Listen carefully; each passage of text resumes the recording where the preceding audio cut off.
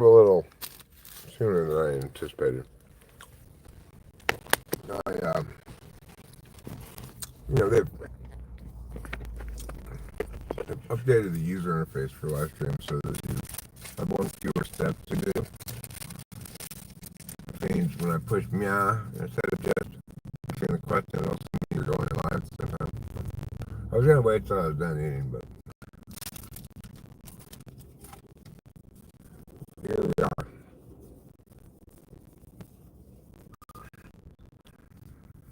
I was feeling pretty sick before I ate some of this food. Hello. Let me get my glasses on. While we're parked, I can engage with you for a second. When we're driving, I'm not really going to be able to read the chat at all.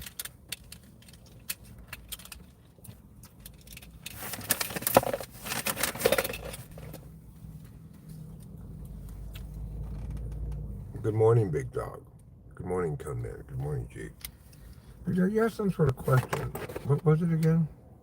What was the question you asked?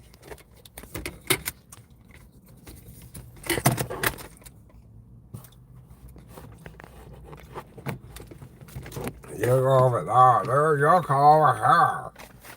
There we go.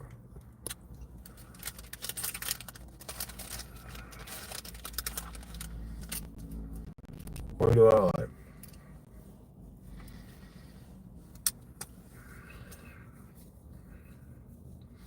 And it's funny, I was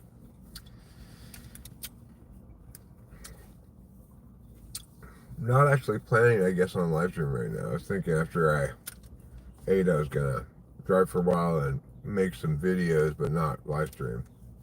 But here I am live streaming, so that's fine. I'll have an opportunity to do the other thing soon enough, I'm sure.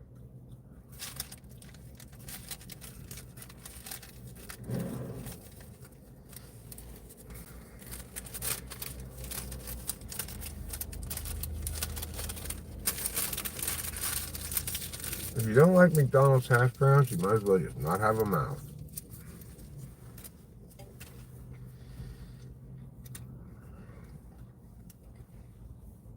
Well, I had the Egg McMuffin already. I had the hash browns. The last thing I have, sausage McMuffin.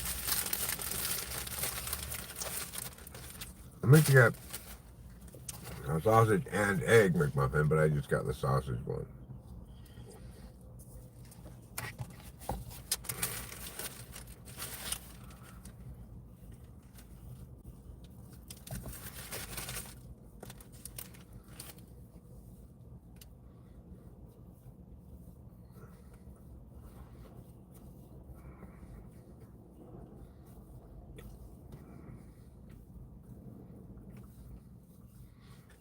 Well, since they changed the geese,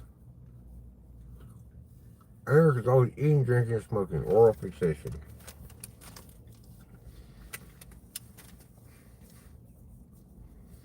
I don't know what the fixation part is.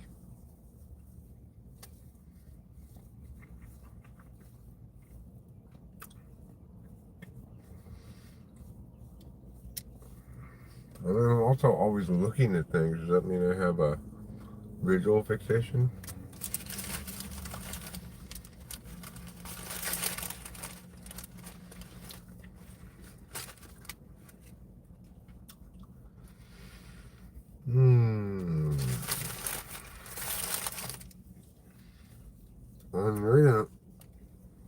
I'm reading right now.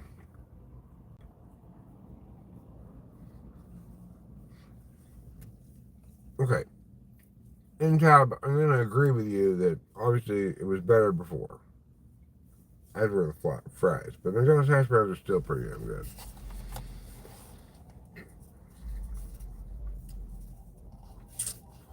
Just give me as much trans fats as you want. I don't give a fuck.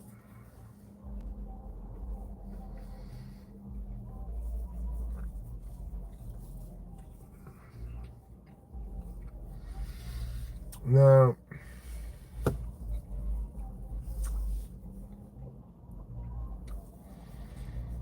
I'll have to look around here.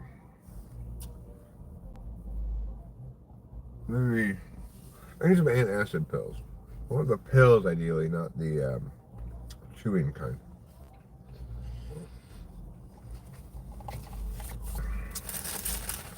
You guys go try that mini mart over there next to the Valero.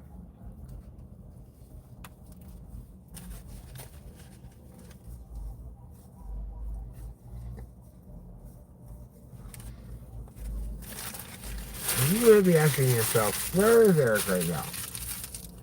There's a place called Kingstown. Or King's Village, or no, Kingstown. Kingston? I'm not sure.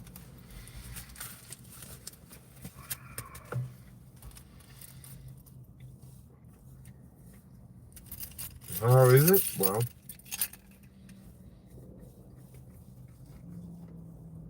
it's basically a place with businesses that cater to the passing traffic on the highway.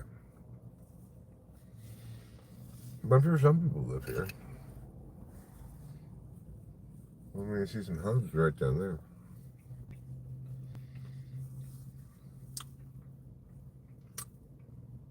It's in the middle of buttfuck nowhere. I don't know why you want to live here, but some people do.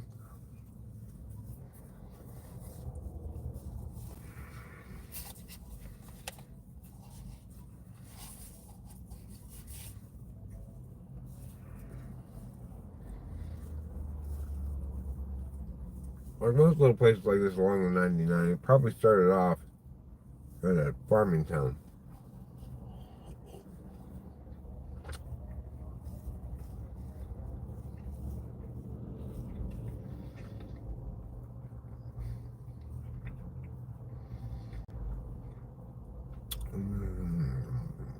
Okay, well,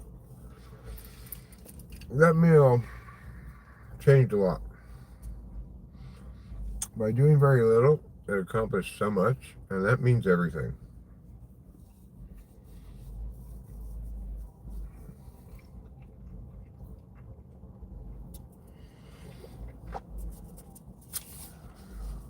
I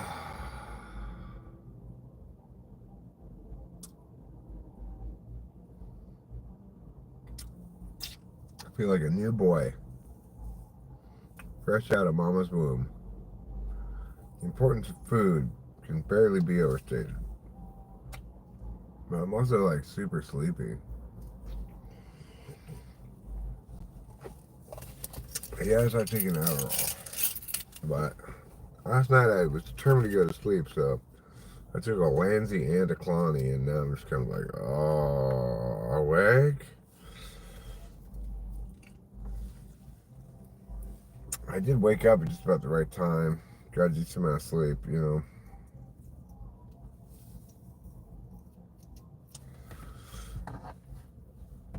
So,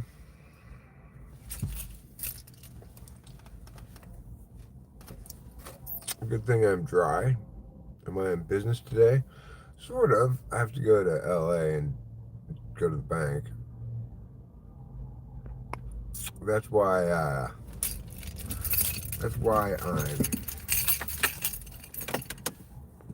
in the car rather than at home. But my next class doesn't really have to be my next order of business. I'm not really feeling the stomach acid right now. At some point, I'm going to really need to find out. If I see like a CVS or something on the side, I need to pull over and get some of those, because even though I don't have any stomach acid problems right now, I think we both know how that goes.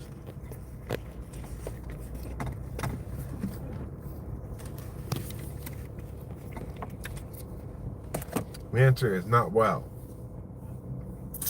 Poorly, even. Okay.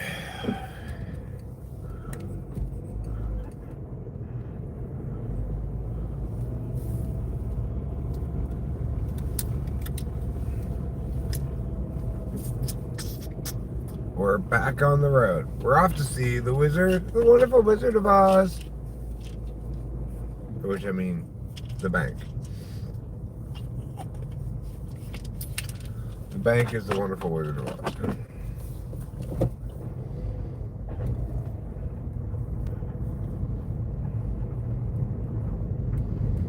I'm going to Los Angeles. I'm driving in my car. You wanna be with me then? You can so far. 'Cause I did start up soon. This live stream here. And now I'm back on Highway 99, my dear. If I drive myself a normal speed, I'll be there in 4 hours, maybe a little less or a little more. However, if I am driving extra slow, it might take longer, or if traffic in Los Angeles won't let me go. Well, we'll see. It's now about 7:45. I'm past Fresno, Not exactly sure how much longer I got, but I don't remember exactly when I left either because I didn't make note of the time. But it was, maybe around 5 a.m.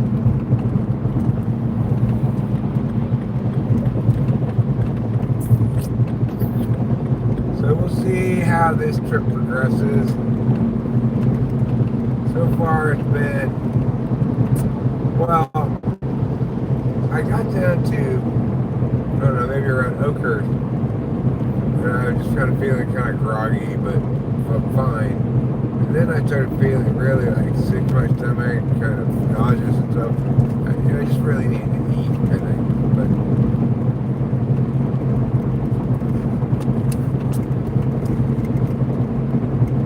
I even had to just sort of pull over at one point. I pulled over and just sort of closed my eyes and just rested back. I didn't puke or anything, but I felt really pukey. So now I feel better. Basically, I just think I needed to eat. Maybe drink some liquids. I got this iced tea out of the fridge this morning, and it was frozen solid. Still, has a chunk of ice in here, so I've been limited in my ability to drink this until it melts, I don't know what happened. What caused the drinks to get all frozen? Did you change the temperature of the fridge? Did we? I don't think so. Maybe Rachel changed it.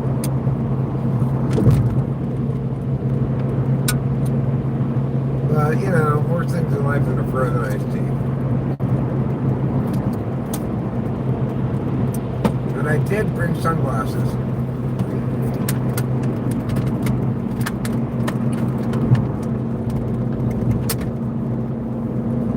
Which are right here. That's a little bit better, but these glasses desperately need to be cleaned.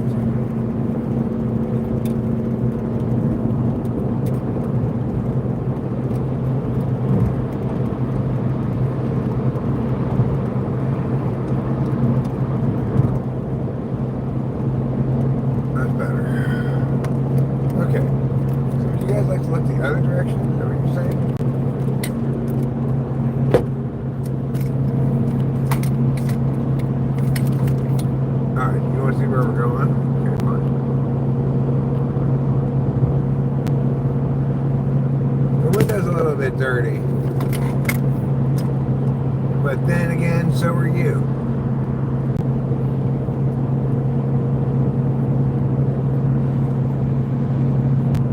There. Pretty exciting stuff, huh? This is Highway 99. There are cars and trucks. And, I'm right here behind those cars and trucks. There, you gotta have a little look at the road and such, in case you thought I was fake driving. This is not AI, this is real driving.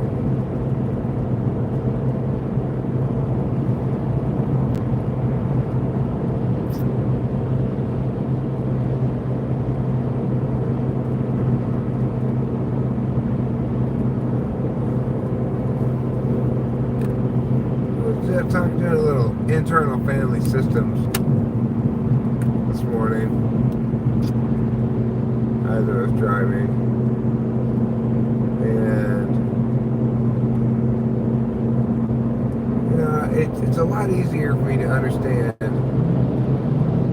why I need to love myself and that I ought to love myself when I think of myself as made up of different people, and that one of them is little Eric, you know, some sort of child version of me that's pure and innocent, and it doesn't want to be hated by me, and it finds it abusive, you know. And so it's like, when I deal with myself as though I were someone else, I understand why I need to be kind to myself. And I think that this is something, the one thing that everybody in the world needs to hear more than anything else is there's nothing wrong with you. And even though you're not necessarily going to meet certain societal standards, you're necessarily not going to meet some societal standards. If you understand that you're being subjected to a lot of projection for people who are not aware that they're projecting their intentional frame of reference, but that if you know the truth about cognitive functions, then you can recognize the fact that the problem isn't your failure to conform to every societal value that's upheld as good, but rather the failure of society or people in general to understand that each of them themselves are just projecting their intentional frame of reference on the world as an absolute value, or as a heuristic that people can use to solve problems, or any other kind of thing.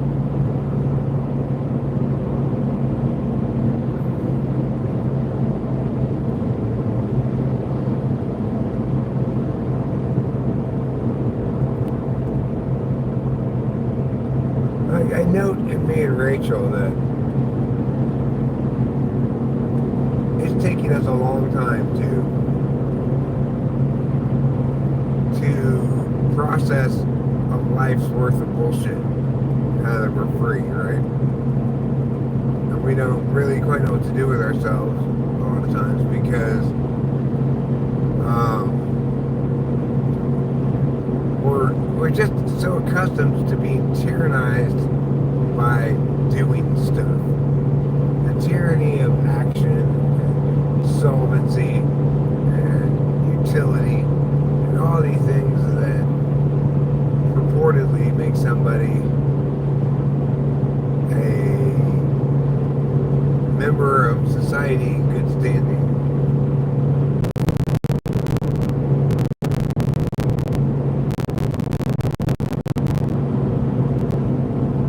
The thing is, I suspect that there are plenty of people in the world who simply don't care about and aren't affected by a lot of these projections because they're not engaging with them on a level that they're not engaging with them at all, or they're not engaging with them on a level that makes them understand things. Like, you know, Dunning-Kruger, the idea of it basically is that people are bad at knowing how good or bad they are at something until they've tried it and done it some. They probably overestimate their abilities. Once they've tried and done a little bit of hard stuff, they probably then underestimate their abilities. But it's also the case the other way around, that once you are and have a lot of expertise in something, you overestimate the understanding level of people who don't understand it well. You'll think, well, surely they'll know these terms at least, but they won't, you know. So, where was I going with that?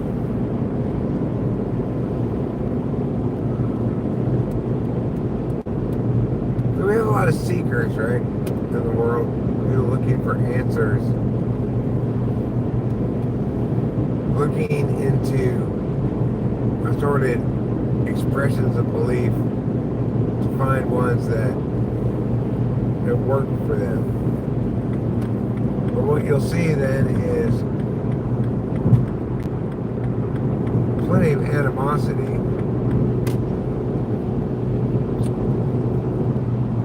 between people who kind of like align themselves with a given value and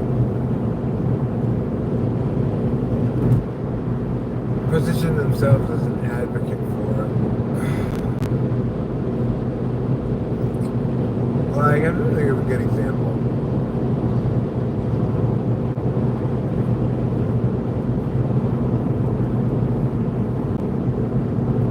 Well, like Kamala Harris, right? A prosecutor by trade originally, reportedly knows the law, passed the bar, went to law school, etc. And she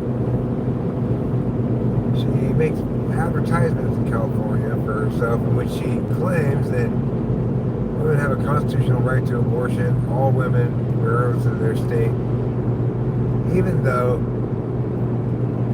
she should know better, right? There's nothing in the Constitution at all about abortion. And if you are going to claim that it's a constitutionally protected right, the Supreme Court specifically, would need to say it's one of the unmentioned rights, but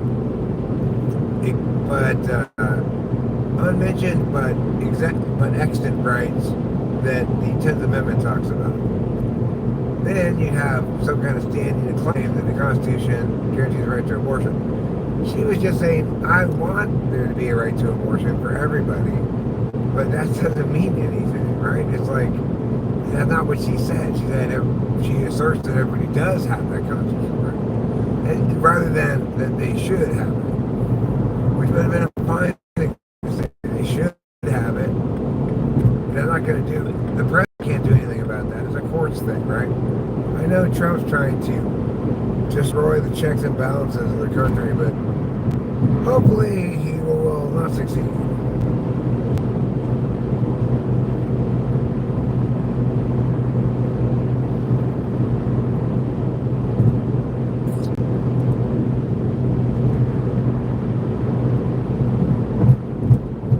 This article today that said people are getting dumber, but I don't really believe that's the case.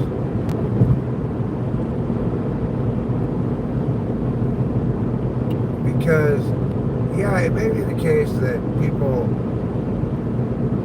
who grew up digital natives are less willing or able to give the kind of directed focused attention that's necessary for the fullest amount of time that's necessary to be successful on some kind of standardized intelligence test.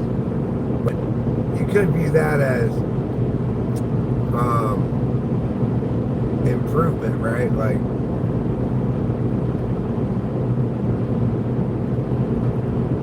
having had more access to more different kinds of modalities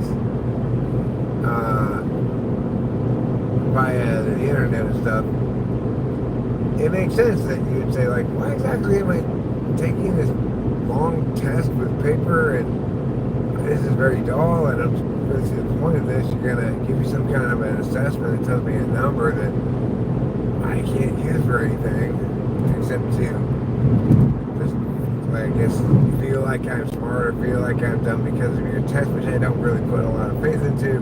I mean, perfectly, you could see that as being smarter, right? Being less susceptible to something. And that's why I make you take a standardized test.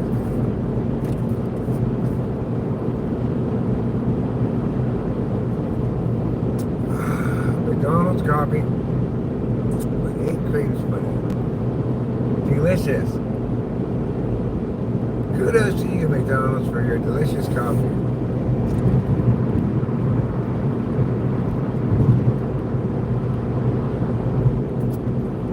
Only 184 miles to Los Angeles.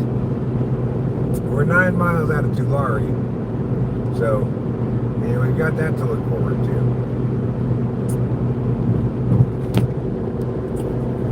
I'm going to need to get out of the fast lane because I've got I know, I'm moving. Chill the fuck out. Let me get over. Oh, God. What a... In a hurry past that guy. I'm not in that much of a hurry. I don't mind being behind this guy. It's fine.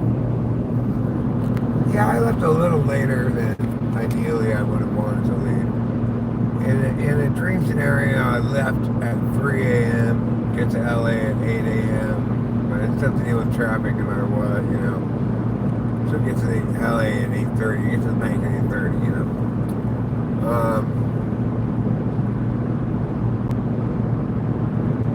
Instead, I left several hours later than that. Maybe at 5, I don't know. But I needed to sleep. I'm glad I crashed out last night. I'm sad I missed the UC San Diego, Michigan game. I'm sad that I'm going to miss today's games. But, I should be back home by about 6 p.m. Barring any natural disasters, tornadoes, etc. And there's not a whole lot of those tornadoes here in California. Why are you not standing anymore? There, that's better. Okay. Radar enforced. Go 55. Or you get a ticket and you get it. We're in a construction zone, okay? So you gotta slow down to 55. So you don't run over any construction workers. Everyone's like, there's never anybody working here. Why do I always have to slow down? There's nobody working here, of course. There's never anybody working here. But the sign's still there saying we have to go 55. And they even have their words on the orange signs covered over with black tape. So it doesn't even say like roadwork, but they still have the sign that says you have to go 55, radar enforced, special slow zone, etc. You know? Why? Because they're Caltrans. That's why.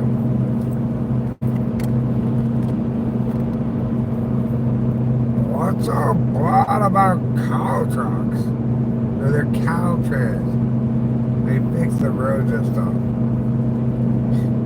Oh, look at you. You don't have to fix any roads to hurry or complain about the people who fix the roads that you drive on.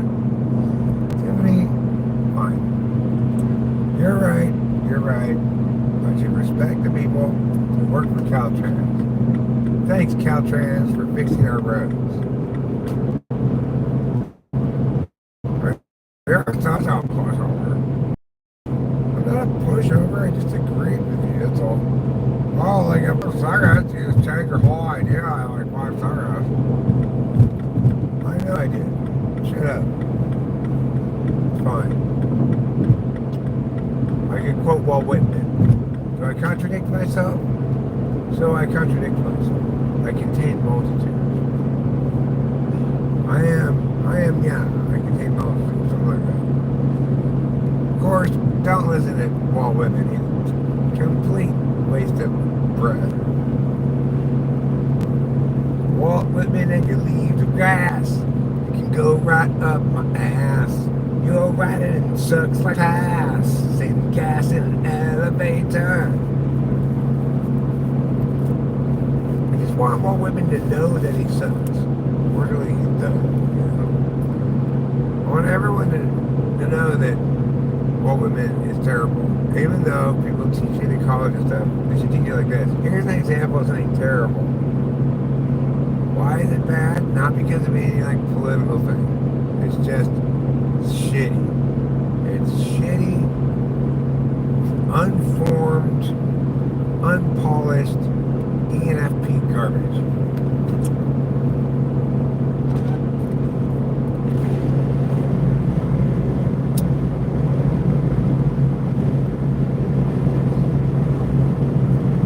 So if you're of school age and your sciencey wall women, write the most scathing paper you can about how much Walt Whitman sucks ass. And everybody needs to learn this fact so we stop thinking he's a good poet.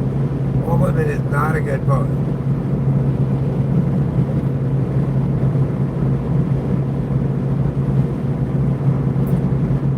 Back in the day, they didn't really have all that many choices, I guess. There weren't that many people producing that much work because of the nature of the difficulty of getting published, printing, and gatekeeper shit, you know.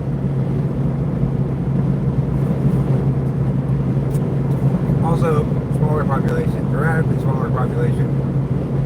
I read another article this morning that said that the Earth's population is much more than, it's substantially more than 8.2 billion because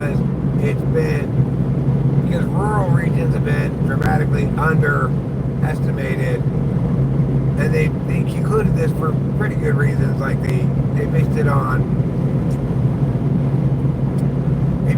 where a rural region had to be evacuated, say because they were building a flood, building a dam was going to flood the area. And there's careful records kept of how many people are being relocated. And in those instances, places with the population of people that is actually there is much larger than what was reported. And they look at other equivalent rural areas and looked at satellite images and sea development and concluded that other equivalent rural areas were similarly underreported. Seemed like a pretty good methodology. So they didn't make a guess at how many people there actually are on the planet, but I'm going to go ahead and say 10 billion. That's too many people.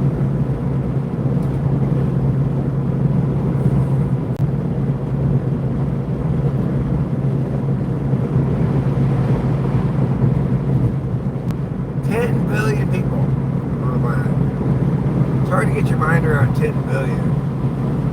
1,000 1,000s, that's a million. You gotta get your mind around that, that's fine enough. 1,000 1 millions is a billion. So 10 billion is 10,000 1 millions.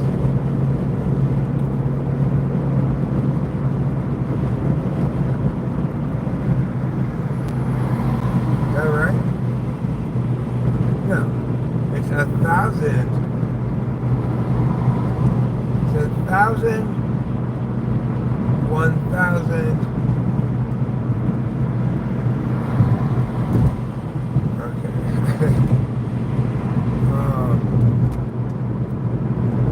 A billion is 1,000 millions. Right. So it's 10,000 millions is a billion. No, 1,000 millions is a billion. So 10,000 millions is 10 billion. Right.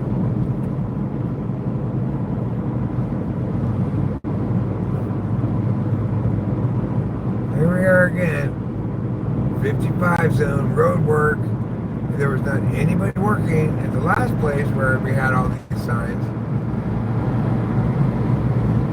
Shoulder closed, 1,000 feet, go over this way. Oh, blinking lights, you're going too fast. Oh no, this is a work zone. Did I turn off the light? It's on, right? So, let's see if we got any actual work going on.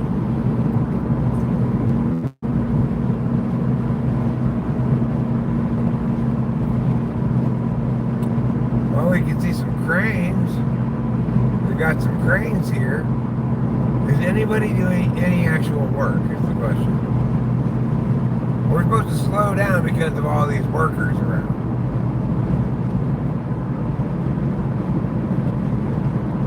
Hey, they're actually working. Of course, they're working on a bridge above us. So why do we need to slow down?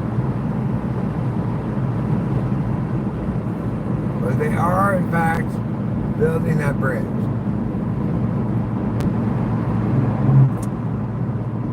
It's like there are little walls here that contain us. Why do we have to slow down to protect the people who are working since they have this little wall between us and them?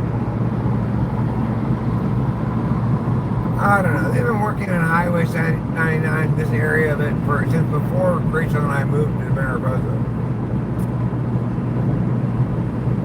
They made a bet. How long can we take to complete road work? Can we continue working the same job all the way until we die? That was the competition among the construction workers.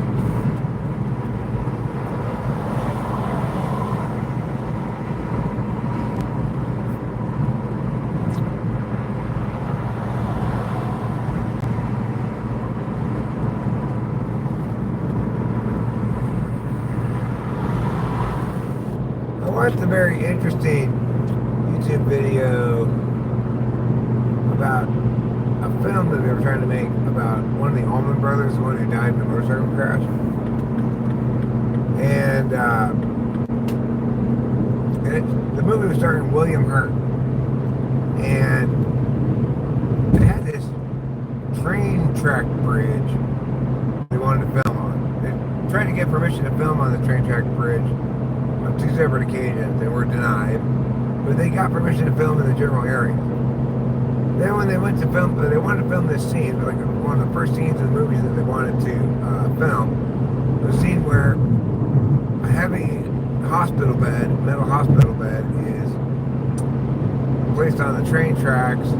The Allman brother is on the bed on the train tracks, and it's a dream sequence, okay? So they put the bed up on the tracks and say, okay, William Hurt, come lie in the bed, or get the cameraman ready and everything.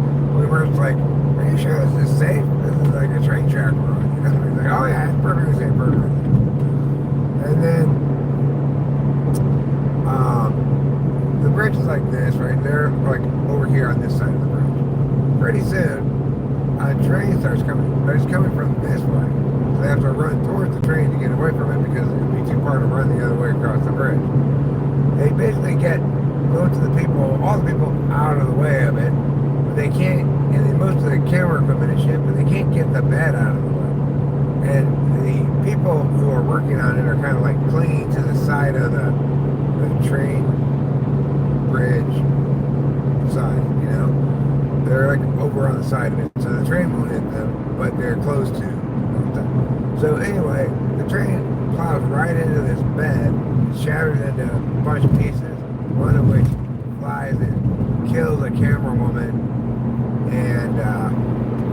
And then what happened was one of the producers of the film actually was convicted of a crime and spent a year in jail and a year in probation.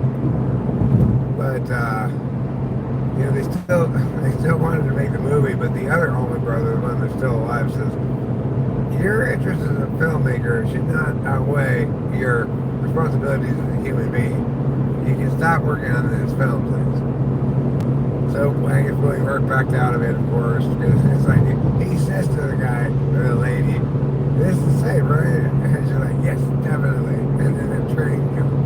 Like, why wouldn't they at least look at the train schedule or something? Well, explaining things sometimes. People are strange. As Jim Morrison famously said in that one song, it may be the Doors' best song. People are strange when you're a stranger. When you're strange, people go out in the rain. When you're strange, women seem wicked when you're unwanted. I think it's a really good line. Women seem wicked when you're unwanted is a great line. Jim Morrison actually did have some good lyrics. I just don't like the Doors. Conceptually, there's a mistake. But they do have a few good songs.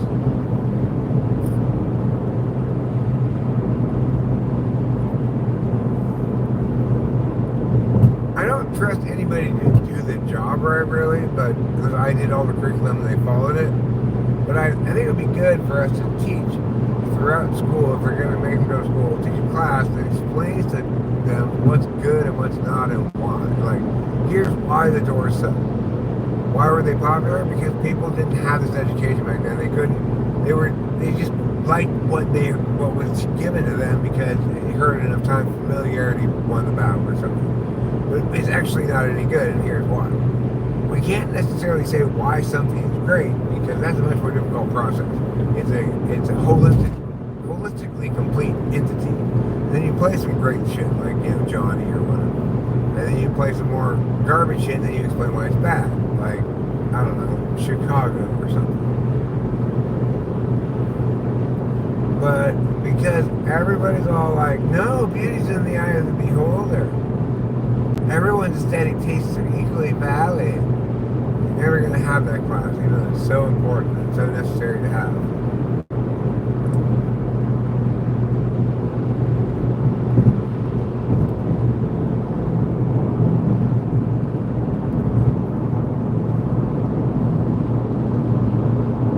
We're in Tipton now. Welcome to Tipton. Tipton is home to a Shell gas station and a John Deere dealership, as well as the Tipton Medical Clinic and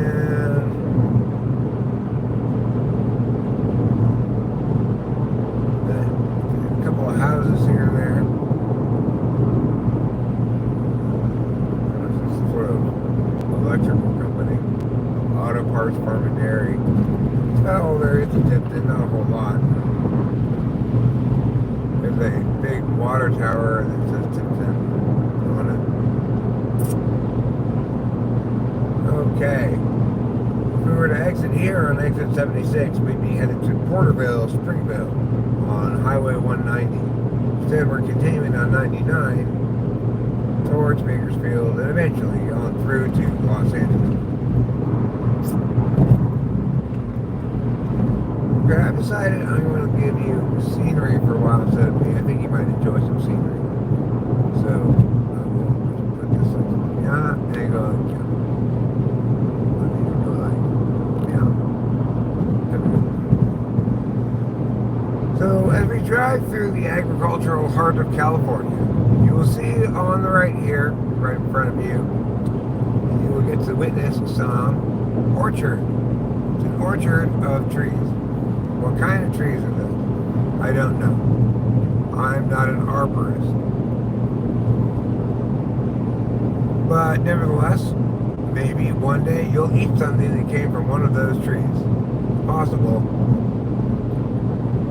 Here we have Dan Frieda's Electric Ink off to an important job. So right now you see sticks that look like maybe they're growing wine, they're growing grapes, it's possible. But they maybe just begun growing them because I don't really see any very large vines or anything. I'm going to get over to the right lane. Let's give you a better view of some of the amazing scenery we have along the way here. You see that these orchards extend for quite a ways. A lot of trees. They're not afraid to say, yeah, I can handle that many trees. I want that many trees. I like a lot of them. So, good for them. Good for them in their growing ways. Growing America's food for a better tomorrow.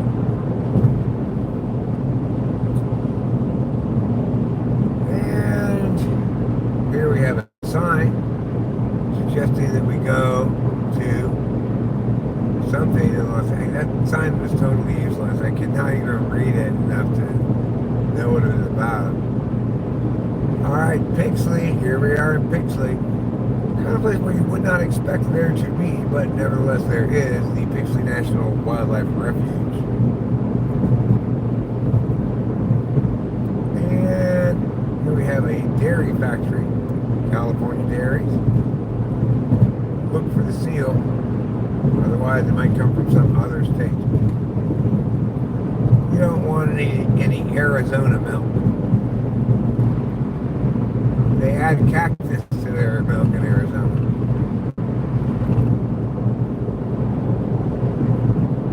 So right now we see a long train with lots of different cars on it, featuring assorted colorful graffitis. And behind it, this big factory, or some whatever it is, called J.D. Haskell & Co. guess it's like a granary, grain distribution center or something. I'm not really sure. Past this truck here, and now you can see more train. Pretty exciting. 98.1 FM karaoke for your car. Well, we're not going to be listening to that right now. Here comes a cement mixer, and there it goes. Still, you see more and more and more freight train cars because they have a lot of stuff to carry. So they just said, add another car. But finally, we get to the last car. It's called the Caboose. Hi, Caboose 8035. That's the 8,035th Caboose. The Art of Shame. We pay cash for your pallets. Fortunately, I don't have any pallets. Here's a truck that's hiding what it's carrying. It's got a cloth all around it. What is it carrying? We don't know, but probably something shady. Here's Pixley's official town exit. As you can see, it's got nothing. It's got the Taqueria, got truck stop, got Pixley gas. That's about it.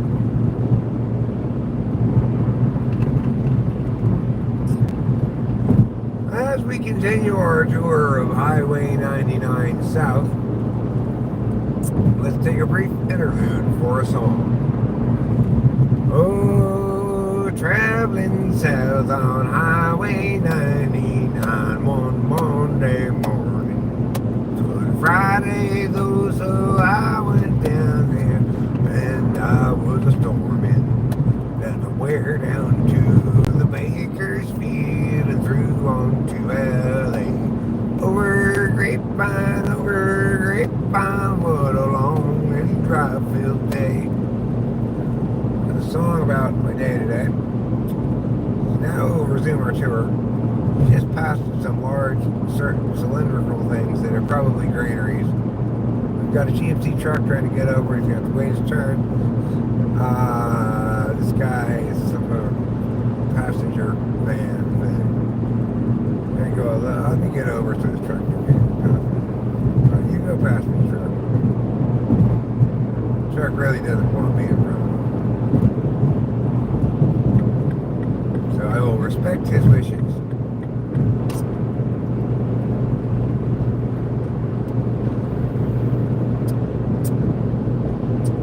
So you're in for a dramatic change here. You'll notice these trees, they don't even have any leaves on them yet. They're very youthful trees. But coming up just ahead are a bunch of green trees. I'm going to try putting you out the side with you. No, I can't see what you're seeing. That's me like that. You're fine. Yes, these trees over on the right now, they're very green. Plenty of foliage, which they need to convert sunlight into energy.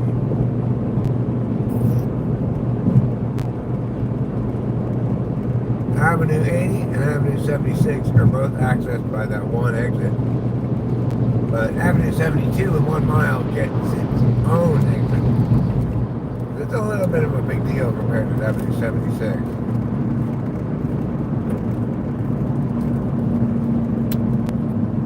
So I've had to slow down because this big truck is passing this little truck, and of course, the big truck isn't going very fast. I like to try to keep it on cruise control right around 75 or so. But Highway 99 is mostly 2 lanes all the way, so it's not a particularly easy highway to stay on cruise control with.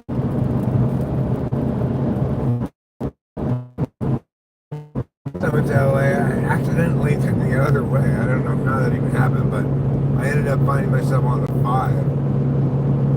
South, well above where the 5 and the 99 intersect. Alright, now we're passing this truck. We're going to get over and let this little car pass us because it's going fast. We're not going that fast. I mean, I I think 75 is fast enough, but lots of people don't.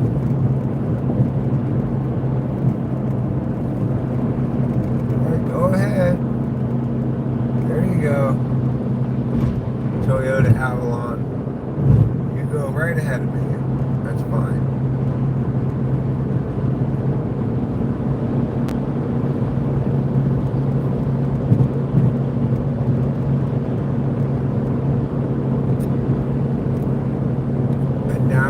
Now he slows down and goes a little slower.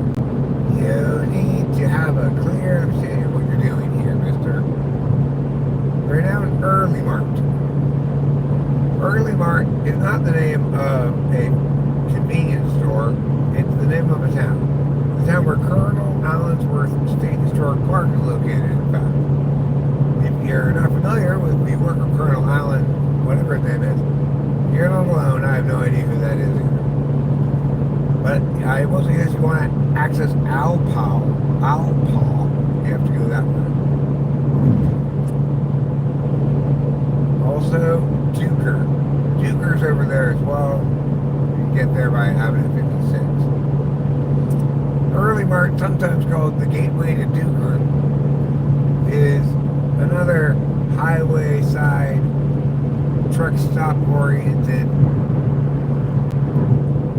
gas food lodging place that is bigger in terms of its residential population than most of those little towns along here. Like all over here to the right are houses. It's kind of trashy, but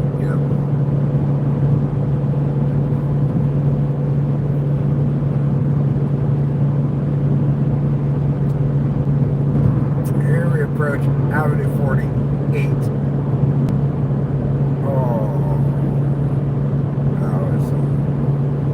I saw a dead dog on the side of the road. He must have gone onto the highway and got run over. Oh well. Sad, but that's how life goes sometimes. My dog got hit by a car. Horrible.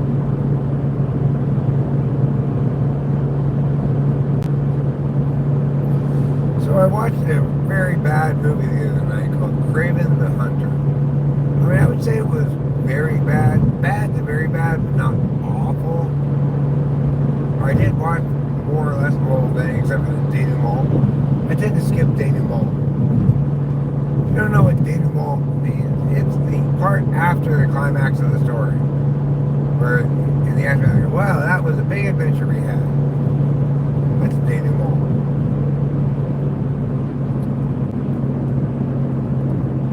It's a French word,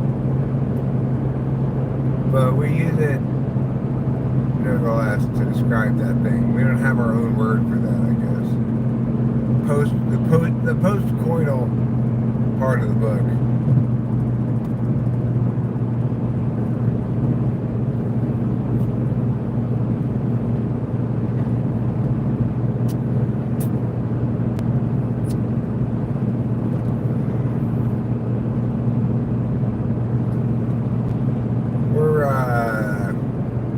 Slow and go here at 65 because this Werner truck up in front of us is really just a little bit faster than the other truck, so it's taking a long time to pass it.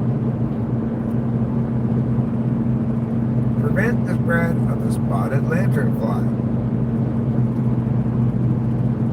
So if any of you have bags of spotted lanternflies, don't release them. Just throw them away. This truck has someone else he wants to pass before he gets over, because that little truck looked and chose not to go over there.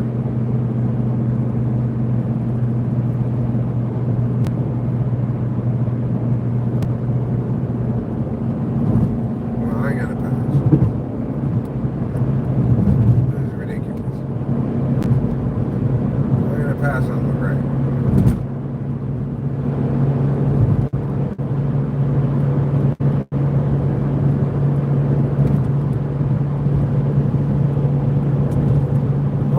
I did it. I stopped being dumb and I got out of line. Yeah, I did it. I did it. I passed the truck now. The road is all mine. Yeah, I did it. I did course, everybody copied me after I did it.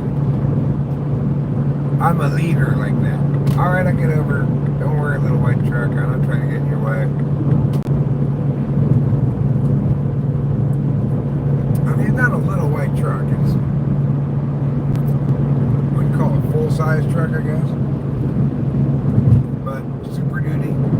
But it's not a big rig, is what I mean.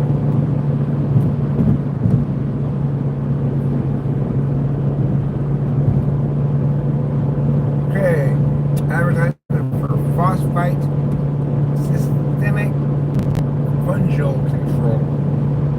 If you want to control funguses, you can get that.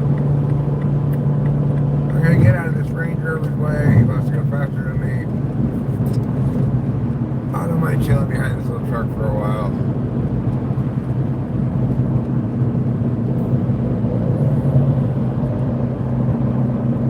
You know, all the speeding Gonzalez can go on ahead.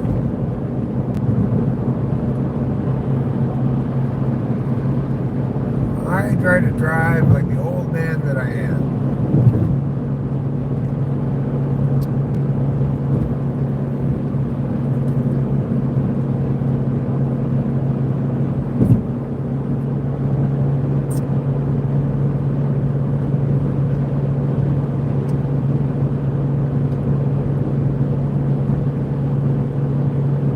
Delano, next 5 exits.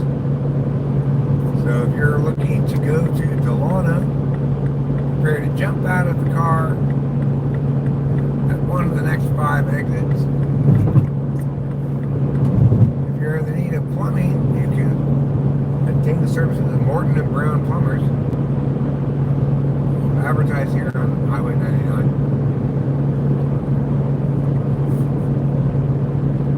And as we move forward on our tour of Highway 99, you'll note here this is County Line Road. Which counties does it separate? Good question. Let's find out. We're leaving, I'm not sure what county, Tulare probably, and we're entering Kern County. Kern County is a fairly large county in California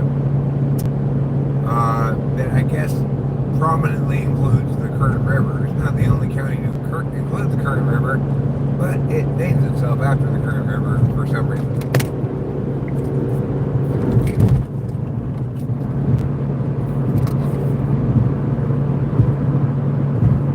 Alright, so let me get over to a better lane. That lane's kind of bumpy.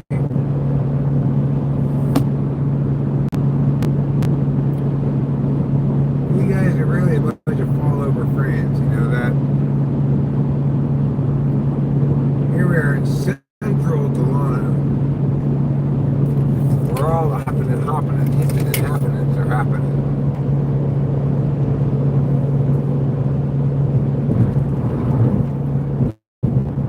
Let's go to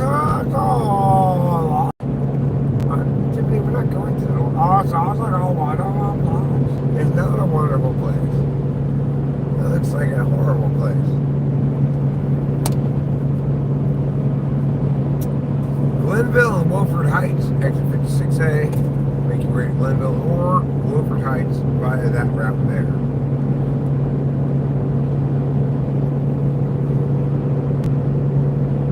Buy one of those homes, I'm sure, relatively cheaply.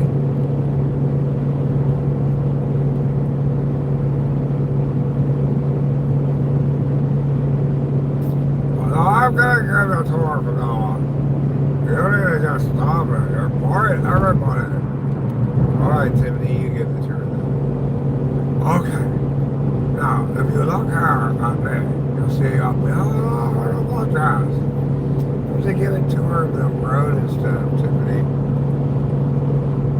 Okay, well, I will. I'll just follow it up.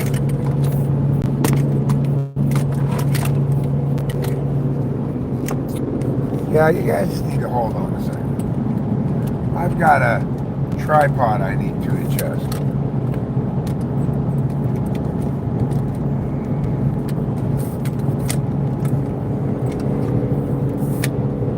There. That's better.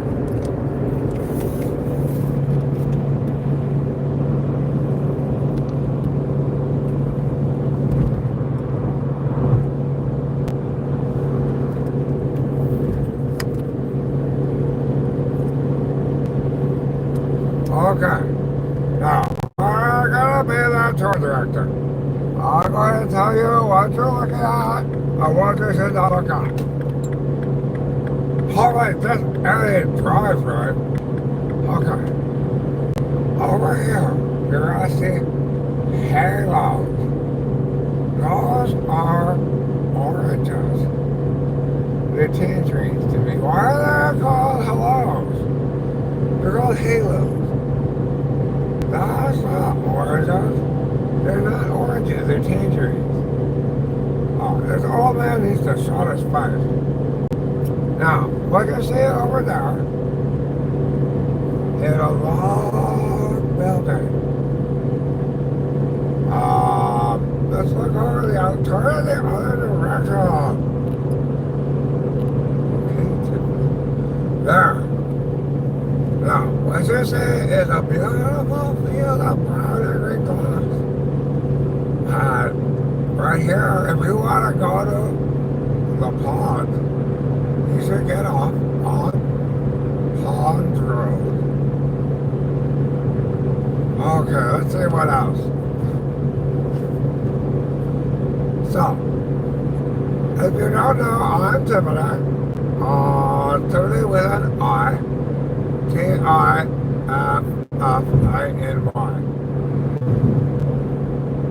And I am an expert on tours. Right here over on your right, you'll see some bushes and some weed dental. But they're not just any bushes. They're bushes that grow magical eggs. To me, those are trees. Did I tell you to shut your face? Now, look at the beautiful lions on top of the thing. And then some more bushes. They're trees. You're not the plant expert. Why? I'm not a plant expert, but... So, you should shut your what?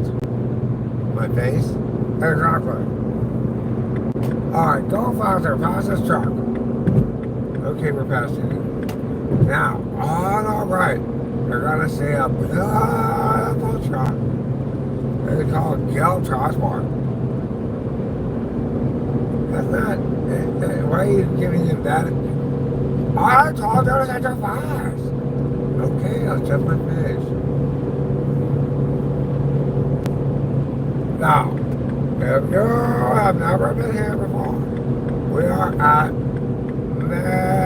MC Fire Lodge.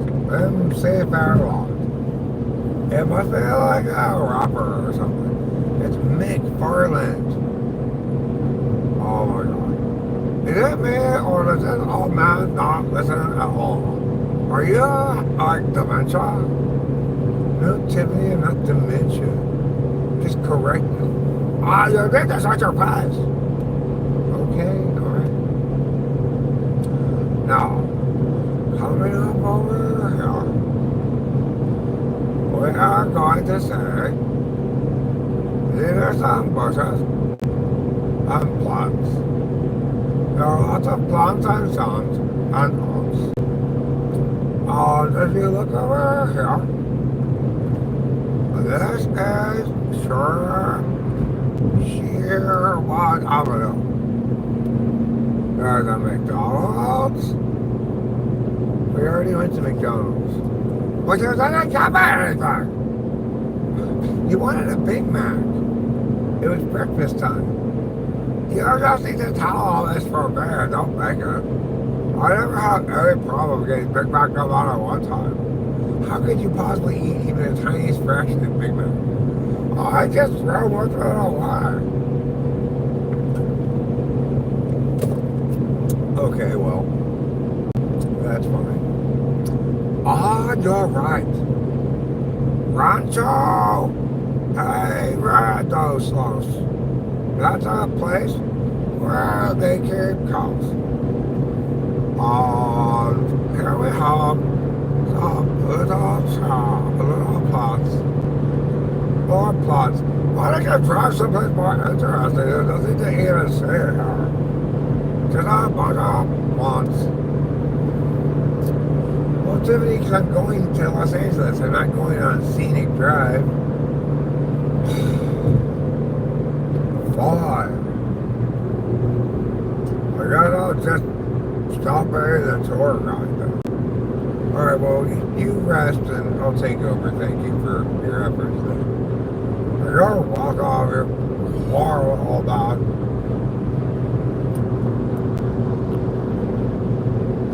Tiffany thinks I'm a horrible, selfish old man. You're all horrible, selfish old man. Thanks, Tiffany. So, you know, sometimes friends are mean. As the LCD sound system says, you're acting like a jerk, except you are an actual jerk. Sometimes friends are mean.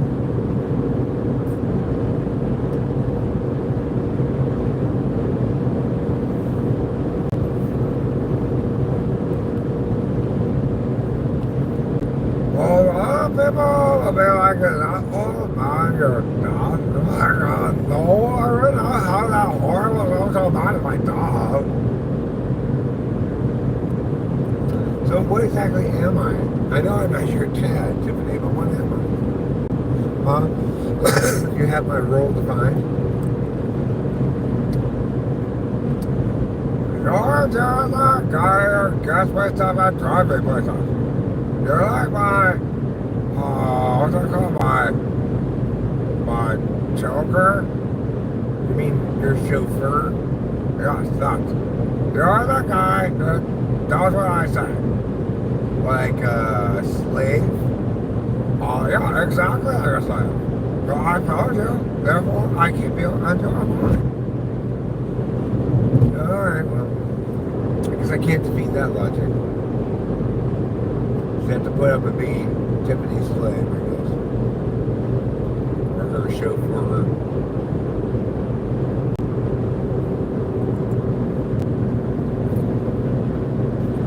You're also my butter.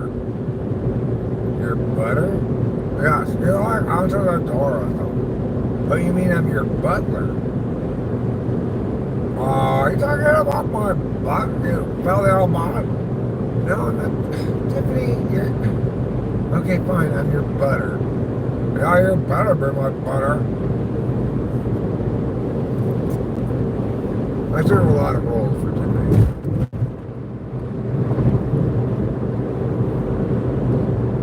Well, we don't have far to go until Bakersfield. I think we're all going to be excited to get there. Presumably Bakersfield was once a field owned by a man named Baker. But, yeah, I'm just using intuition to conclude that. I haven't read that in a book or anything.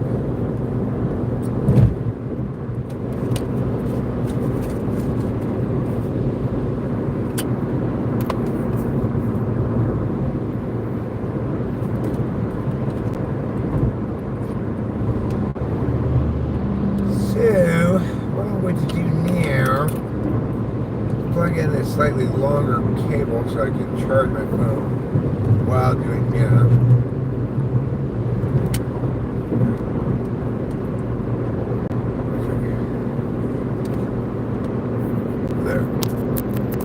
And hopefully that should work. Yep. Okay. We're coming up on Kimberlina Road, 2 miles. Kimberlina being some kind of cross between Kimberly and Angelina, I guess.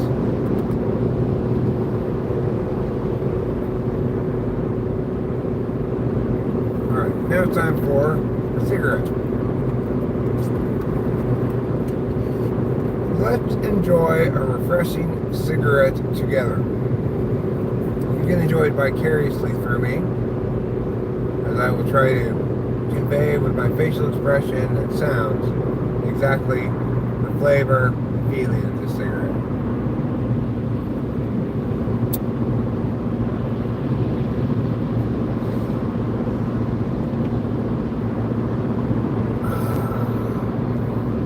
Refreshing and true.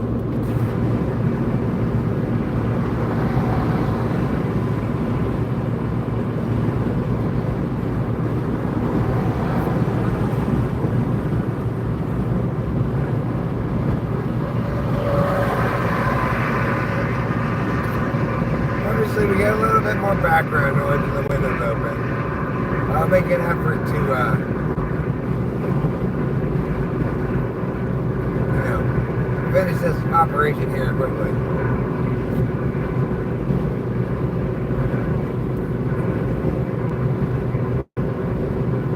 But it's like they said in Toy Story 2, you can't rush art.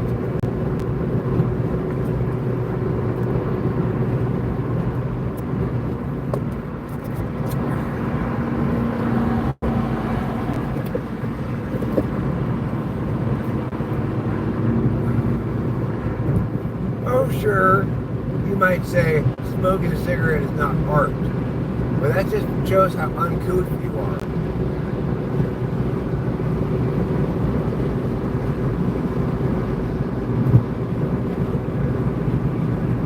Those are interesting train cars. I wonder what they carry. Well, now you can't see them anymore. But there's plenty more to see on our tour of Highway 99. Here's a truck stopped by the side of the road.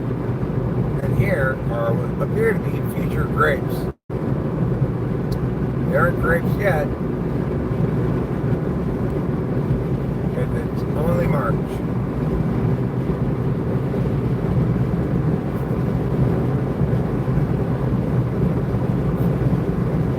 Over here we got some trees. Possibly almond, I'm not really sure, but I know they grow a lot of almonds around here.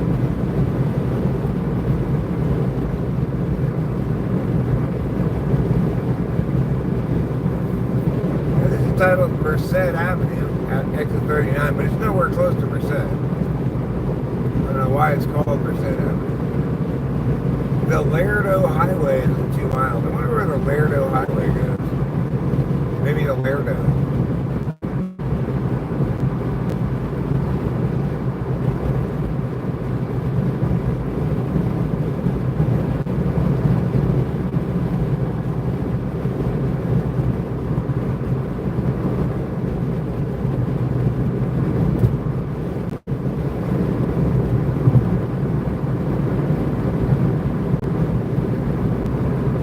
Sometimes sneak up on you. I found myself going over 80.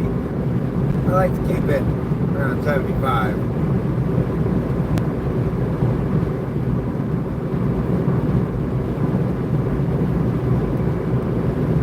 I don't want to get pulled over. Also, I don't want to have to pay too much attention to driving,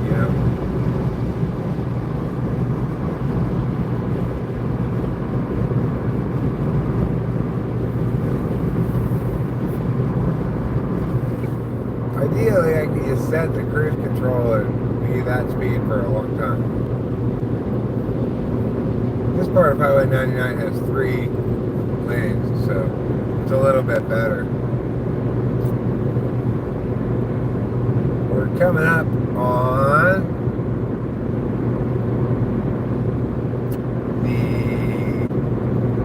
the town of Shafter and the Lerdo Highway.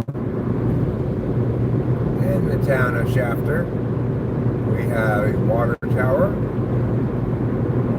and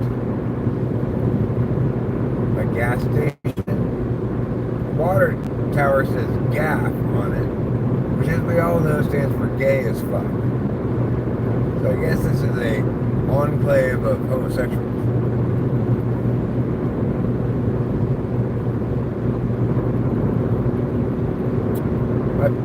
Notched up my speed from 75 to 76.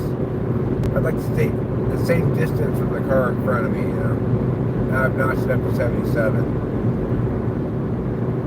Not everybody drives on cruise control, of course, so a lot of people have varying speeds, which is kind of annoying, but it's just how life is. When I'm not on cruise control, I too have varying speeds. 12 miles to Bakersfield, 124 to Los Angeles. So, all things going perfectly, I hit the bank around 11 a.m.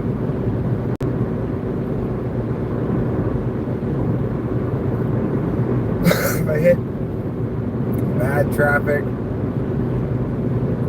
Could be a little after 11, and 11 is a conservative estimate. I could get there before then. I'm going 77 right now. But by and large, I'm not going to be averaging 60 miles per hour. But you never know what the traffic's like going into LA. When Rachel and I went to Merced the other day, I noted to her, and she agreed, she felt the same, that nowadays when I get out in the world away from Merced and I have to wait at red lights and shit, and deal with traffic, it's incredibly irritating. Because I never have to deal with that stuff at home.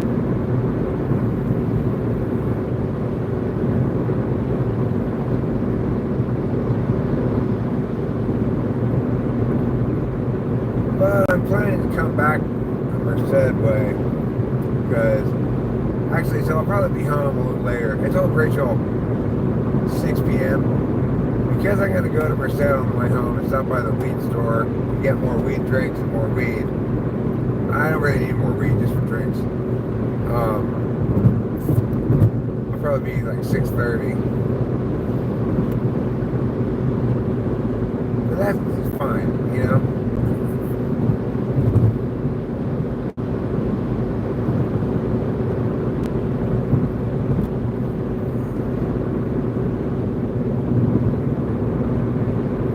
Now that I've had breakfast, I feel much more, like, this seems much less daunting. When I was feeling sick enough to actually pull over for a bit and just kind of lie back down in my chair and regather myself, during that period of time,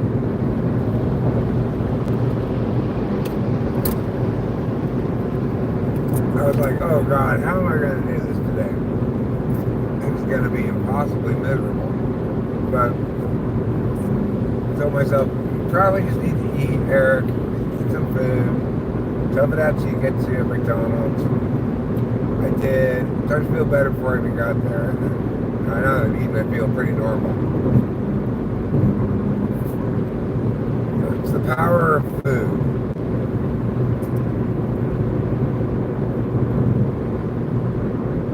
Seventh Standard Road is coming up in 1 mile.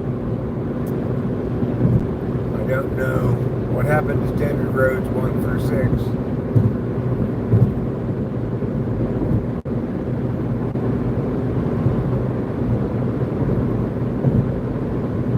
So now we're going 79.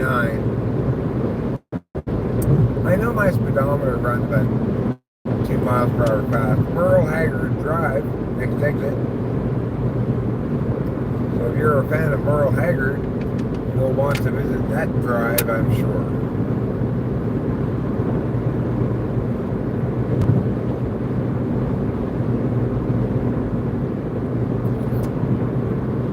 Along with 7th Standard Road, the exit includes Merle Haggard Drive, so go ahead and take that one, exit 31, if you want to visit Merle Haggard Drive. I don't know if there's any Merle Haggard memorabilia or a museum or some such, but you can at least say, hey, I drove on his drive.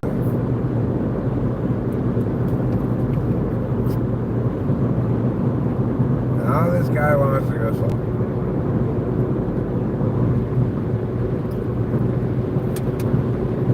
Just pick a speed.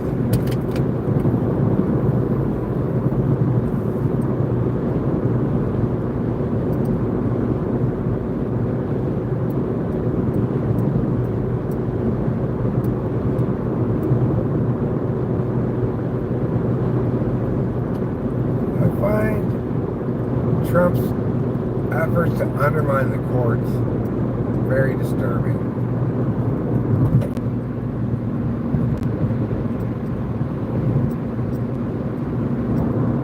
He really just needs to accept that he's not a king and that there are limits to the executive's power.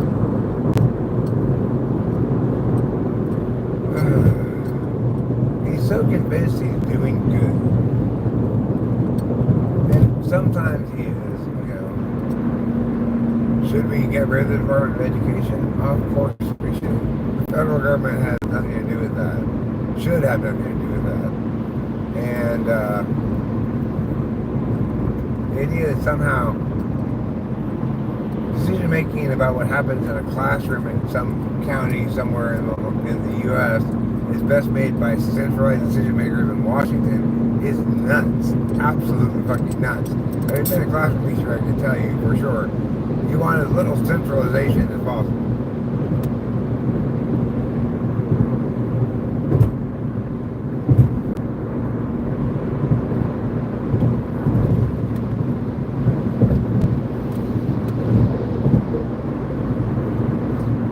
And more fundamentally, just because there's something that exists in the United States doesn't mean the federal government needs a cabinet member devoted to it. Department of Education, Secretary of Education. I mean, what are they supposed to be doing? The only conceivable thing that I can imagine them doing of any value would be just collecting data. Just being producing documents say this is how different schools performing on different metrics, etc., or something like that. But that's not really worth anything. It's just kind of interesting. It's not something that you need the federal government to be doing.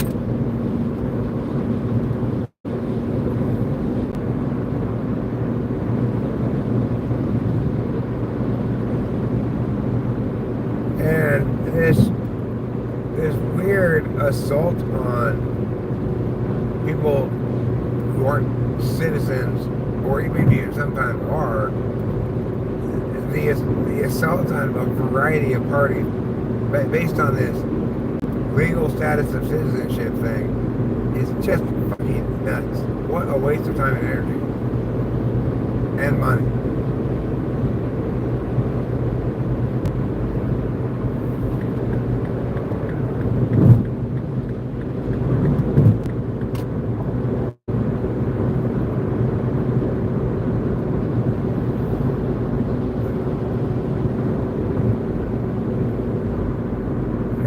Button willow. Button up your willows, everybody. It's button willow time.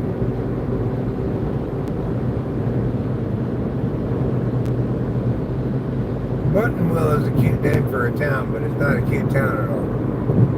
It's a fairly large town. I guess this is the outskirts of Bakersfield. This is just basically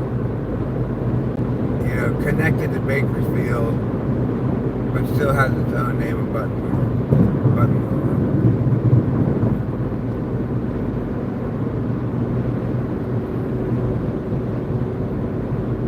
Here's the Kern River, from which Kern County gets its name, and it is dry at the moment. That's surprising, kind of.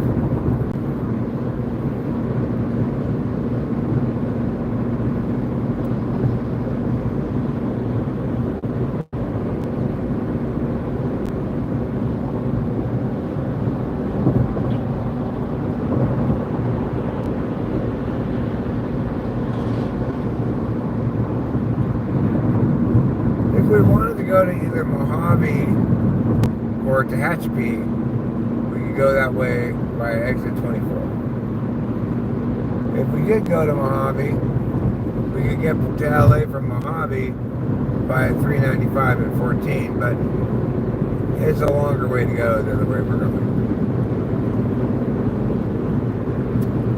Coming up here is Ming Avenue. One time Rachel and I were driving, and I jested that the Ming Dynasty of China sent their work orders to here to get their work done. That's why it's named Ming Avenue. I quit this.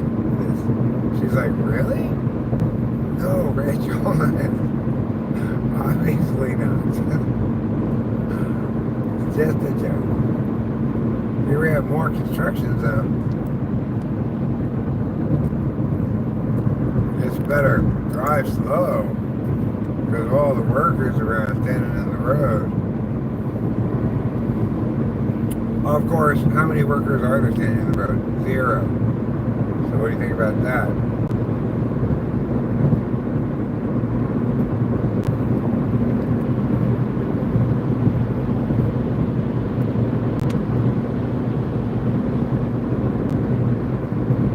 There's a horse trailer. I don't know if it has a horse in it or not.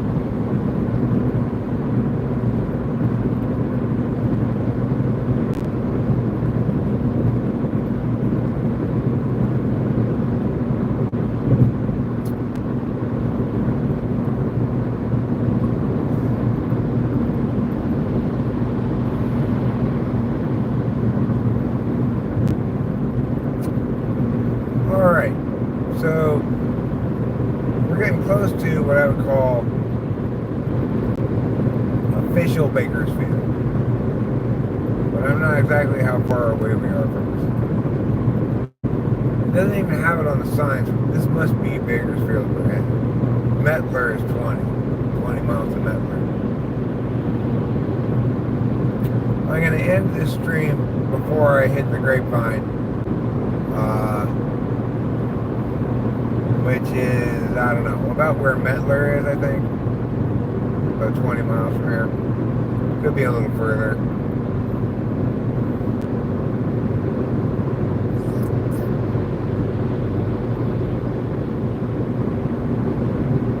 White Lane.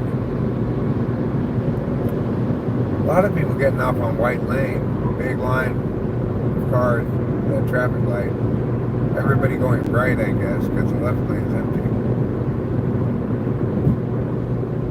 Panama Lane is coming up in 1.5 miles. You can drive on Panama Lane all the way from here to Panama. True story.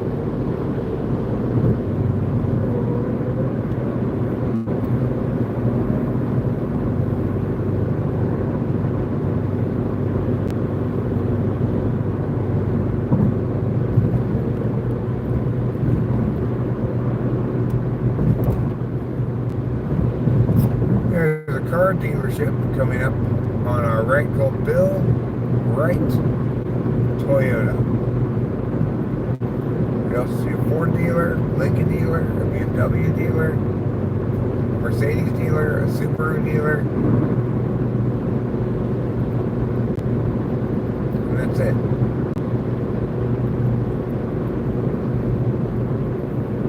There's KMS Mechanics and Royal Coach Recreational Sales.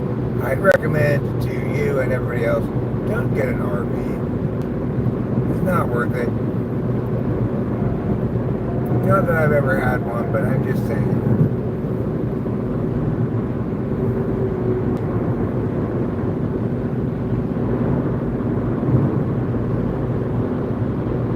RVing is undoubtedly kind of a pain in the ass, even though, again, I've never done it.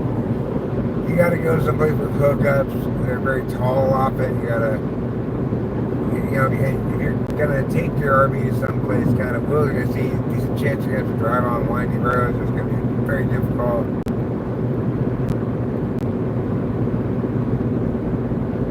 It takes a lot of gas. Might as well just stay home.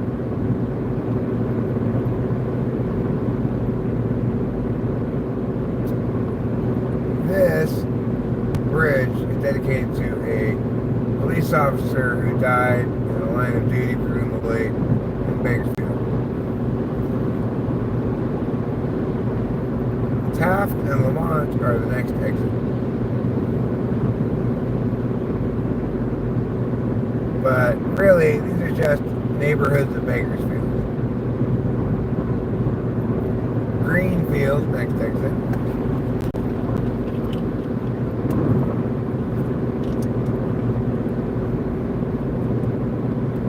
I've never been, of course, to either Taft or Lamont. Maybe someday I'll go.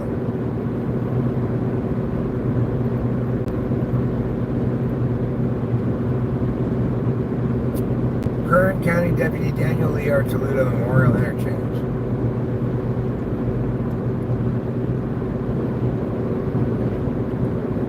So in Bakersfield, anyway, if you're a dead cop, you get a bridge or something named after you. Congratulations. Too bad you're too dead to enjoy it.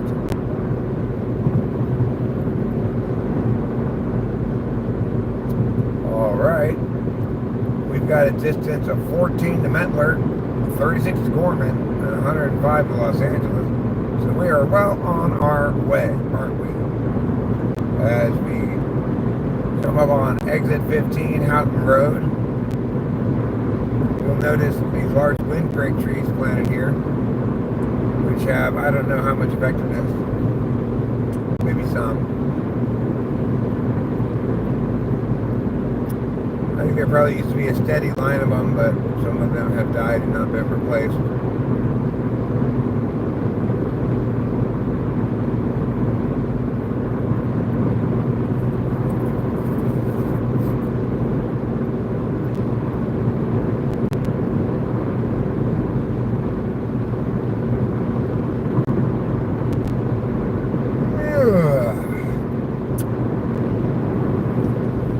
I do feel, you know, mostly woken up at this point, ready for the day. It took quite a few Adderalls to get me there because I knocked out. I knew I needed to get some sleep before I made this trip.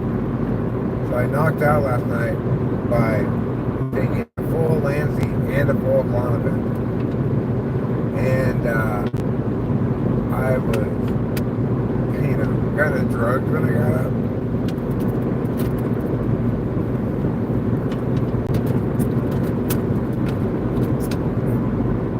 But a few Adderalls, some food, a little coffee, and a little live streaming, I'm feeling like myself.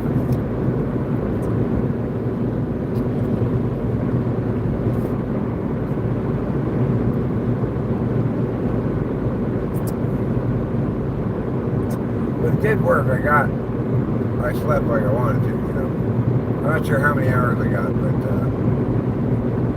it was close to 8.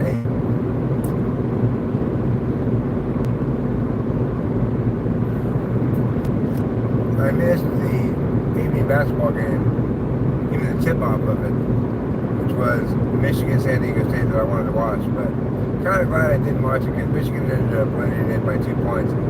San Diego, UC San Diego was a darling pick to go some distance, like consistently rated as underseeded. Michigan's also rated as underseeded, so it's kind of like, you know, a 5-12 matchup.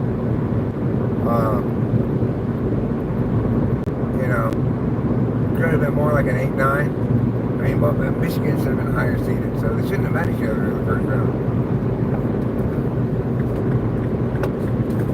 The point is, UC San Diego is Tritons, so they should have been seeded higher too.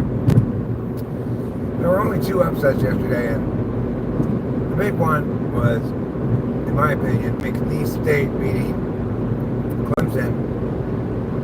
Because Clemson was a 5 seed. They themselves were a bit of a darling pick to go a long way in the tournament.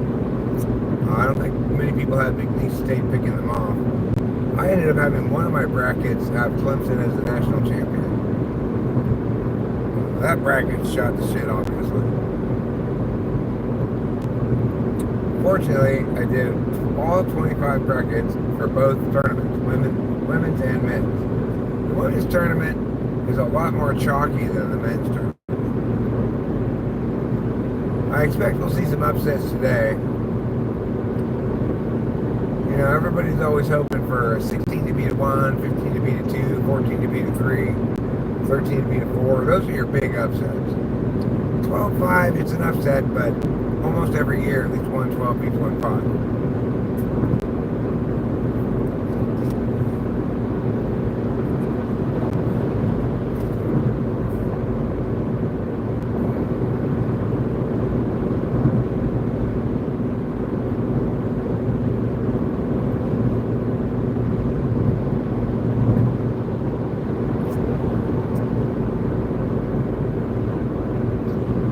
It's just growing grass over there. I don't know what that is. Maybe it's alfalfa or something.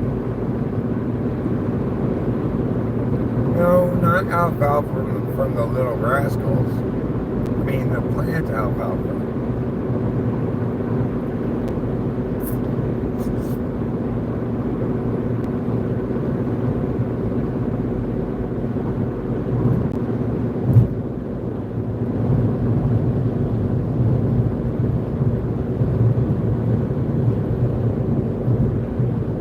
Little snow on the tops of the mountains over there. I don't know if you can see it or not.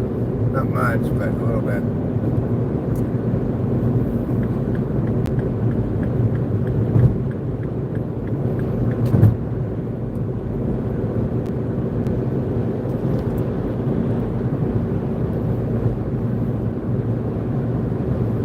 Oh, okay. We're gonna get all this shit taken care of, get back home, and feel fine about things. That's what we're gonna do.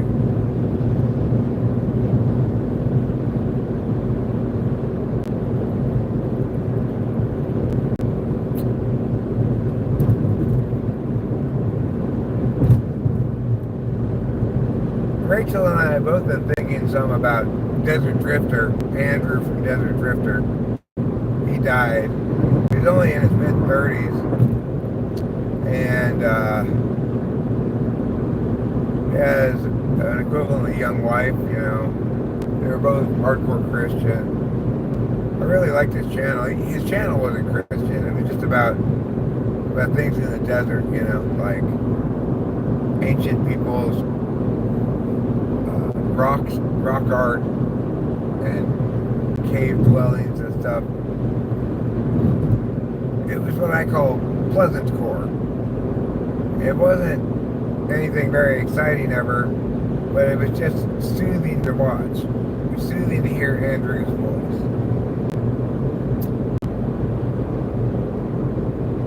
But you know, that's how life is. It's like none of us really know for sure when our last day on Earth is going to be. Only Cyclopses have that power.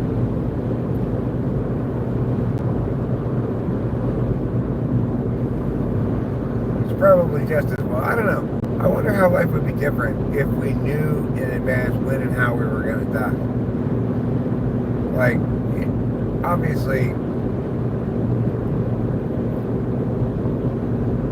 if we could know that and somehow not be able to change it, that would kind of break the laws of physics in a lot of different ways. But let's just pretend we could know that but not change it. How would that change your life? Like, if I knew I was gonna die at 95 of this disease in this location, would I be more reckless now? Or would I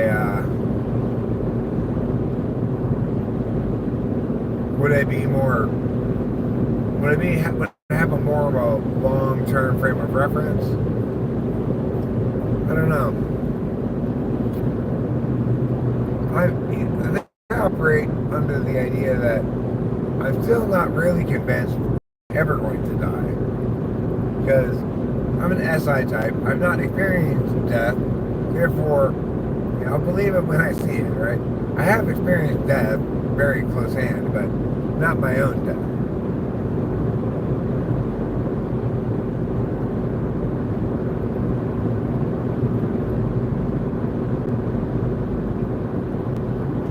Mortality is always the elephant in every room in some sense, you know? We get caught up in minor things of our lives day to day and this matter and that matter, but it's because we're all so expert at ignoring the elephant in the room.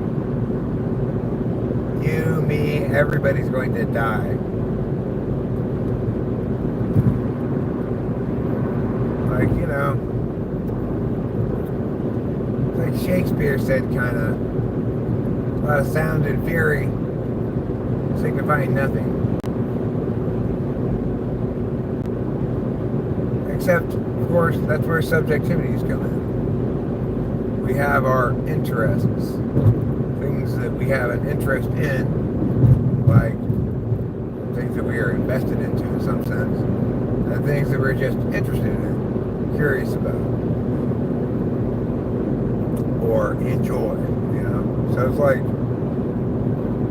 it might be purposeless to say, I don't know, buy fine art and put it on your wall at home. But the reason it has purpose, though, is that presumably the person who does that gets some kind of payoff from it, like some kind of emotional juice from looking at it, or from knowing that they own this fancy piece of art, or some kind of FE juice for showing it to their neighbors, or some kind of juice like that, right? And so we can't ever talk really about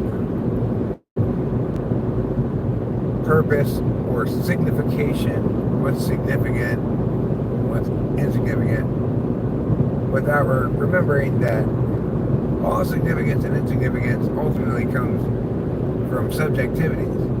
It's only subjectively so that it's better off that we don't kill everybody or something. By which I mean, you can't win the argument on any kind of moral ground that it's okay to do that. But I guess what I'm saying is, I'm not sure. Lost my train of thought. Something along the lines of,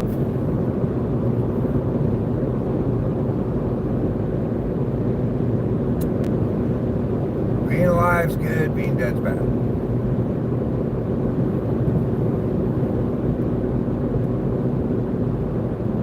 I guess the point was that meaning and significance necessarily link to subjectivity.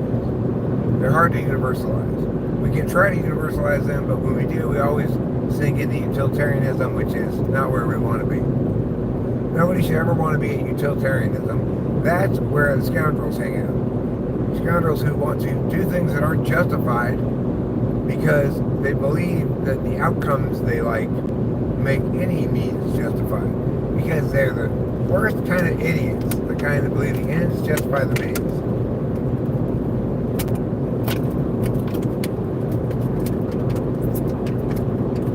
I mean, if their judgment about moral criteria is so fucking stupid, why should we trust their intuition about the ends at all, you know? They might claim these are good outcomes I'm going to be pursuing, but if they don't even know enough to recognize that they have to pursue them in justified and legitimate ways, or not pursue them at all, then why should we conclude that the outcomes they say that they're going to attain, even if they do attain them, are actually good?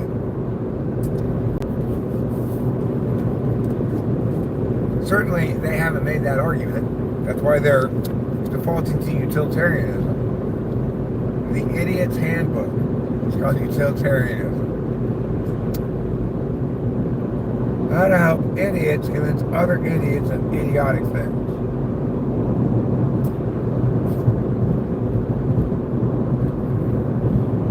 Well, those mountains ahead of us, that's the grapevine. So I'm going to be wrapping up the stream here in just a few minutes.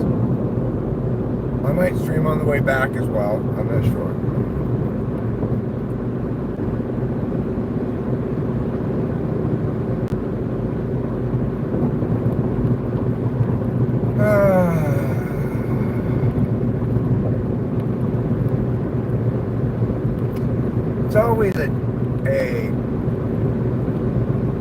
It's always a complicated ball of subjectivities for me going back to Los Angeles, because most of my life, all of my life, until I moved to Mariposa, going to Los Angeles meant going back home. Los Angeles was home. Now when I go back to Los Angeles, I'm going to the bank in Arcadia that's fairly near where my parents used to live, but that house is not ours anymore. And SI is one of those things that it's kind of a tyrant, you know? It's like it keeps presenting you information from the past without any concept of relevance, or regardless of what your plan forward in life is. I don't want to be SI tethered to Arcadia in the way that I am, such that it's evocative of a bunch of knotted subjectivities of FI and SI. But I'm an SI user. I don't have any control what you know, right? Intuitive, people who intuit things, NI intuition, they don't control what they intuit. It just comes to them. People who remember things or know things with their SI, it's not by virtue of their effort to do so, it just happens. It's automatic. But it's also the case that I feel we're really fortunate to be where we are, in the house that we're in the place where we are, because it's such a wonderful home where we live that it's easy to understand it as home. My SI operates on a couple of levels, right? On the physical level, my SI is absolutely loving our new situation. It's so comfortable and not full of TE irritation. The TE is all done well.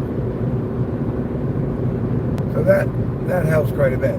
Like Rachel says, anytime we go out for like even half a day, she says, like, I'm just ready to go home. Like, me too. It's like, I used to like traveling somewhat, or at least staying in hotels and stuff. Now I just understand that no matter where I stay, it's going to be less comfortable than my house.